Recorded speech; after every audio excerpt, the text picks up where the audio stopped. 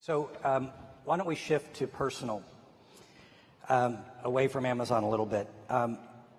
If you could write your legacy, what would you want your legacy to read? World's oldest man. I stole that. That's not original. But I would love it. Let's work on that. I keep telling my biotech friends, hurry. What the hell, guys? Come on.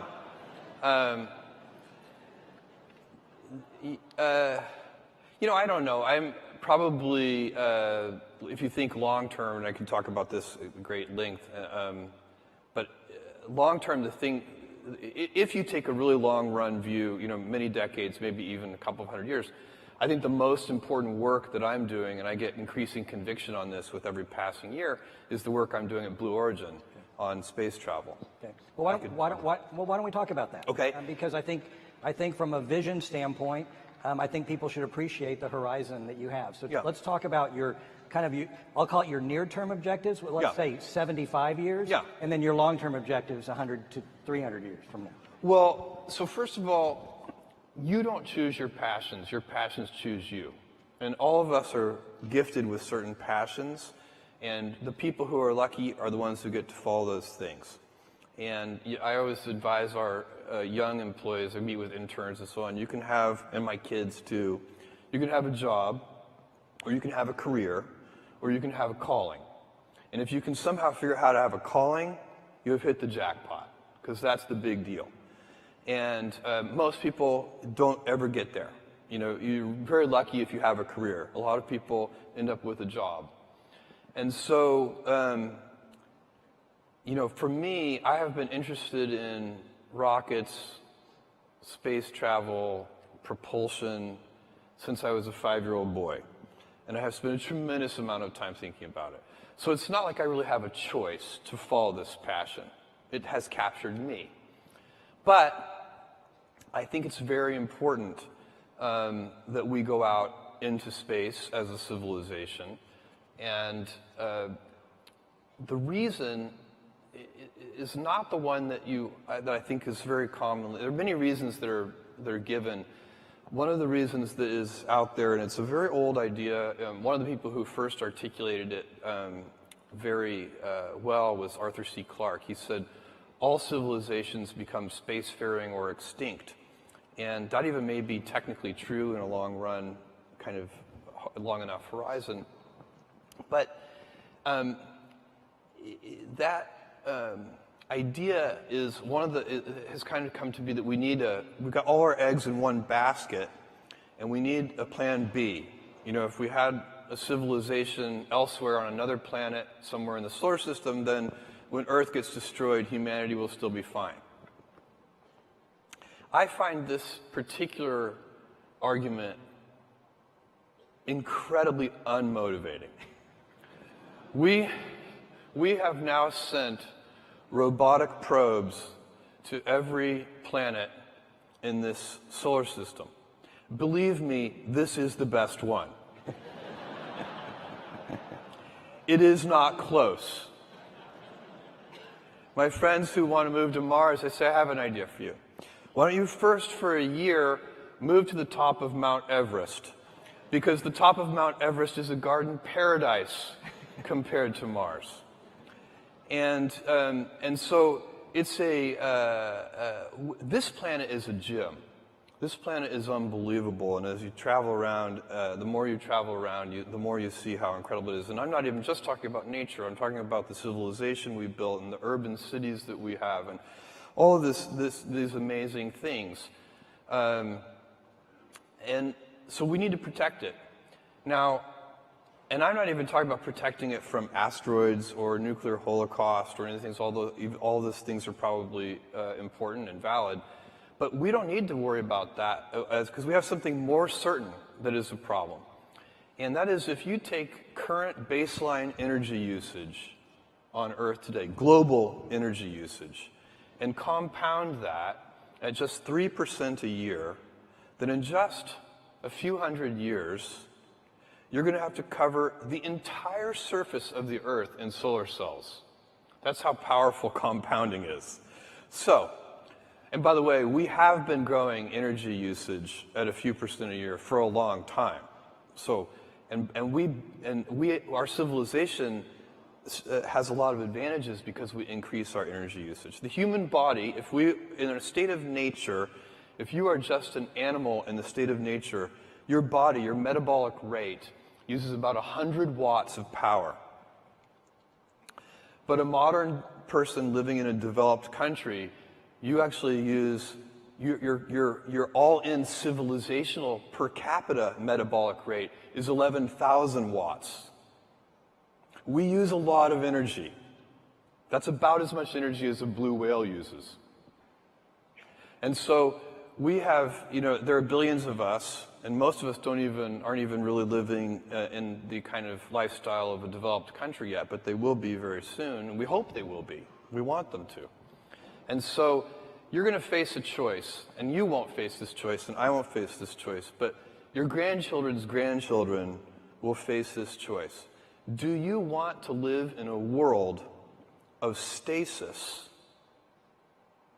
or do you want to have 1 trillion humans living in the solar system? Because the solar system is big. Earth is small. We capture Earth's surface is so small, it captures a tiny, tiny fraction of the solar output. So once you go out into space, you have, for practical purposes, once again, unlimited resources. And the solar system can easily support 1 trillion humans. If you had 1 trillion humans, then you'd have 1,000 Mozarts and 1,000 Einsteins and so on and so on. That would be a dynamic, incredible civilization in which you would want your grandchildren's grandchildren to live in. I think ultimately, Earth becomes zoned, residential and light industrial. And, we'll have universities here and beautiful parks and houses, but we won't have big factories here. All of that will be much better done in space, where we have access to much higher quality resources. And so that's going to take that's a multi-100-year vision. And my piece of this vision is I'm taking my Amazon lottery winnings and I'm converting them into reusable rocket vehicles so that we can lower the cost of access to space. Because right now the price of admission to do interesting things in space is just too high. If I look at what Amazon was able to do 20 years ago, we didn't have to build a transportation network. It already existed. That heavy lifting was in place. We didn't have to build a payment system. That heavy lifting had already been done. It was the credit card system. We didn't have to put a computer at every desk. That had already been done too, mostly for playing games, by the way, and so on. So all the pieces of heavy lifting were already in place 20 years ago, and that's why, with $1 million, I could start this company. Today, and then there are even better examples on the internet over the last 20 years. Facebook started in a dorm room. I guarantee you 2 kids cannot build a giant space company in their dorm room. It's impossible. But I want to create the heavy lifting infrastructure, kind of do the hard part, so that the future generation, 2 kids in a dorm room, will be able to create a giant space company. So that's the goal. And then, thank you, you're not going to achieve the vision that I just laid out of 1 trillion humans living in space and having this dynamic world without a big industry made up of thousands of companies. But it has to start with making the vehicles much more productive. And right now, you use a rocket once and you throw it away, and that is just a very expensive way to do business. So can I talk then about another element to get you to discuss your vision? This may not be germane to the work you're doing, but you are one of the great thinkers. Artificial intelligence. Yeah. Pros and cons. We've heard people talk about the great benefits. We've heard about disrupting and changing and leaving us all in a jobless society.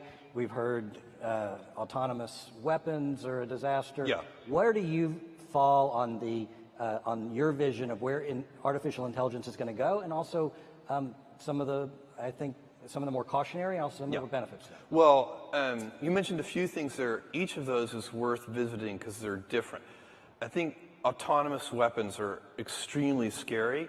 I think it's a big, and you, by the way, do not need general AI. So right now, the things that we know how to do, you should think of those things as what is called narrow AI, things like machine vision and so on.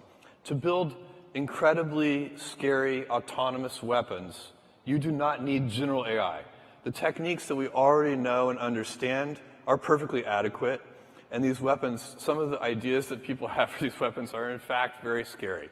And so I don't know what the solution to that, but smart people need to be thinking about that, doing a lot of R&D. Is there a kind of, it'd have to be a big treaty like the Geneva Convention or something that would help regulate these weapons, because they're actually, they have a lot of issues. So that one I think is genuinely scary. The idea that there's going to be a general AI overlord that subjugates us or kills us all, I think is not something to worry about. I think that is overhyped. First of all, we don't know, we're nowhere close to knowing how to build a general AI, something that could set its own objectives. We have no idea. We don't even, it's not even a valid research area. We're so far back on that one. So I think that's a very long-term prospect that it could even happen. But second of all, I think it's unlikely that such a thing's first instincts would be to exterminate us. That would seem surprising to me. Maybe unemploy us. Much more likely it will help us, because we're perfectly capable of hurting ourselves. Maybe we could use some help. So I'm optimistic about that one, and certainly don't think we need to worry about it today. And then the jobless, is AI going to put everybody out of work? I am not worried about this. I find that people, all of us, I include myself, we are so unimaginative about what future jobs are going to look like and what they're going to be.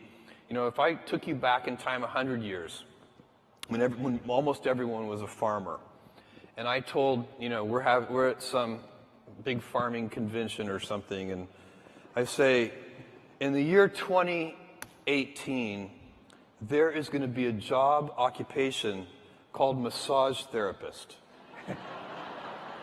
They would not have believed you. And in fact, I was telling this story to a friend, and they said, Jeff, forget massage therapist, there are dog psychiatrists. And I went. You can probably find one on Amazon. I went and looked that up on the internet. Sure enough, you can easily hire a psychiatrist for your dog. And so, there is. We humans like to do things, and we like to be productive, and we will figure out things to do, and we will use these tools to make ourselves more powerful.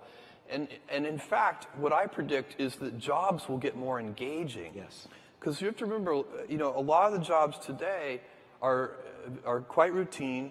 They are not necessarily anybody's, as I said before, career or calling. And so I predict that because of artificial intelligence and its ability to automate certain tasks that in the past were impossible to automate, that not only will we have a much wealthier civilization, but that the quality of work will go up very significantly, and that a higher fraction of people will have callings and careers relative to today.